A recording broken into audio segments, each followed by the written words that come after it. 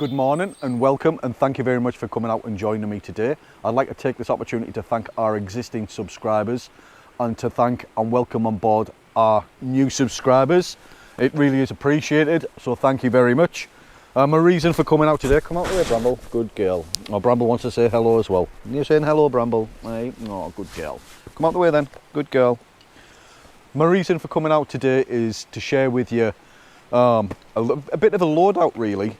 I plan on doing a stealthy solo camp in a few weeks time and keeping my kit as minimal as possible. And what I thought I'd do is do a bit of a loadout and that we can take a look at what kit I plan on taking with me. Well, first of all, let's take a look at the rucksack I've brought out. This is the German Army Mountain 35 litre rucksack, and it's a pretty decent bit of kit. It's quite solid, it's quite robust. One downside, I would say it's not very waterproof. We've got a plastic lining inside the lid, but the rest of the rucksack isn't really that waterproof. So if anybody has any ideas how we can make this more water resistant, please let me know. I would greatly appreciate that. So just leave a comment. That would be fantastic. Here we have it. Basically, this will be what my setup will be like. I've got the Stratosphere hoop bivvy there with a British Army camouflage basher over the top of that, and I've got that suspended with jungle knots. I've just recently learnt about jungle knots, and they're simply a length of paracord doubled over with a series of overhand knots going down the paracord, forming these loops, and it simply goes around the tree, comes back on itself, and you pull it through into there, and it's a quick release system as well. If we just pull that, then that's that undone. There we go, I've reattached that. Fantastic thing about jungle knots is they're really quick to set up and really quick to take down, meaning we can get set up within absolute minutes. And if we take a look underneath the tarp, we've got my rucksack, my firebox stove, we've got my BCB mug and a cup. If anyone's ever boiled water to make a brew out in a BCB mug and taken a drink out of that, they'll know how painful it is. So I'll be taking that little cup with me. I've got my water. I'll bring a Sawyer mini filter so I can filter water as I need it and keep that as drinking water and use the filtered water for brews and such as.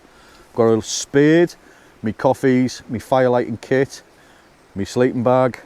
I've got my knife, my saw, power bank, my Goal Zero lantern, lighthouse lantern, my Olight head torch, a footprint to go underneath my Snugpak Stratosphere, my inflatable mat, hygiene kit, speaker, and a mat for kneeling and sitting on, and warm bits and bobs like hats, gloves and such as. So that basically will be my setup for a 24-hour camp.